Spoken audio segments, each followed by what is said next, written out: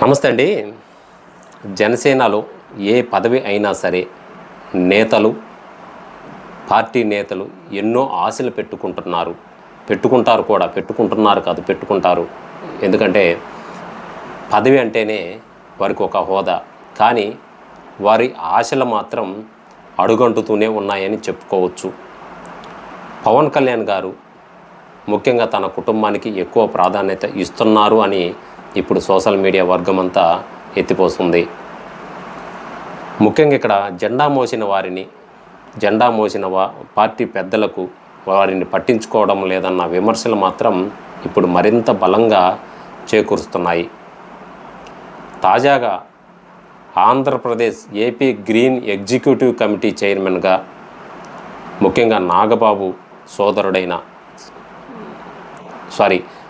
పవన్ కళ్యాణ్ సోదరుడైన నాగబాబుకు పదవిని కేటాయించారు. ఈ పదవిని AP green executive committee chairman నాగబాబుకు ఈ పదవిని కేటాయించారు. నామినేటెడ్ పోస్టు అన్నింట సామాజిక న్యాయం, తనకు కుటుంబంతో సంబంధం లేదని పదే పదే చెప్పే పవన్ కళ్యాణ్ గారు మాత్రం పదవుల విషయానికి వచ్చేసరికి తనకే ప్రయారిటీ ఇవ్వడాన్ని ప్రశ్నించలేకపోతున్నారు. కానీ సోషల్ మీడియాలో మాత్రం పెద్ద ఎత్తున దీనిపైన వ్యతిరేకతే కనిపిస్తుంది. నాగబాబుకు మాత్రం మంత్రివర్గంలో పూర్తి స్థాయి బెర్త్ లభిస్తుందని చెప్పుకోవచ్చు. తమకు నామినేట్ పోస్టు దక్కుతాయని జనసేన క్యాడర్ మరియు నేతల్లో మాత్రం ఈ నిర్ణయం కొంత నిరుత్సాహానికి చర్చకు దారితీసింది.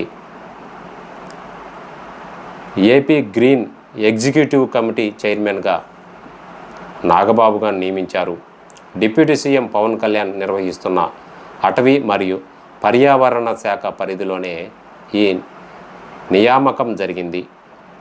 జనసేన వర్గాల్లో మాత్రం చర్చ మొదలైంది. అసలు తమకు ఎప్పటికైనా పదవి లభిస్తుందా అన్న అనుమానాలు కూడా వారిలో కనిపిస్తున్నాయని చెప్పుకోవచ్చు.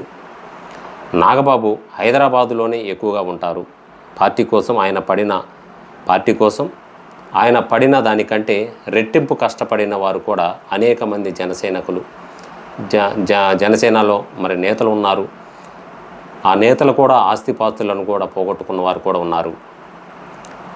ఎన్నికల నుంచి పార్టీ కోసం కష్టపడిన నాగబాబుకు మంత్రివర్గంలో ప్రత్యక్ష స్థానం దక్కుతుందని అందరూ భావించారు. కానీ కేబినెట్లో చోటు లభించలేదు. ఇది మంత్రి పదవి కాకపోవడంతో ఆ పదవి వేరే వారికి ఇవ్వవచ్చు కదా అన్న ప్రశ్న కూడా తలెత్తుతుంది. నాగబాబు ఇప్పటికే ఎమ్మెల్సీగా ఉన్నారు. ఆయనకు అదనంగా ఈ పదవి ఎందుకు అన్న ప్రశ్న కూడా సహజంగానే జన సైనికుల్లో కలిగించవచ్చు. నిజానికి నాగబాబు గారు వల్ల పార్టీకి ప్రత్యేకంగా వనగూరిన ప్రయోజనం ఏమీ లేదని చెప్పుకోవచ్చు. ఎందుకంటే పవన్కున్న క్రేజ్ ఇమేజ్ ఆయనకు లేదని, అటువంటి నాగబాబుకు పదవి ఇవ్వడం ఏంటని కొందరు విమర్శిస్తున్నారు కూడా. కానీ పవన్ కళ్యాణ్ గారు తాను చేసిందే శాసనం, చెప్పిందే చట్టం అని వ్యవహరిస్తున్నారని కొంతమంది సోషల్ మీడియా వర్గాలు కూడా దుమ్మెత్తిపోస్తున్నాయి. ఈ నిర్ణయాల వల్ల జనసేనకు రాజకీయంగా నష్టం జరుగుతుందన్న కామెంట్స్ కూడా కొంత వినిపిస్తుంది.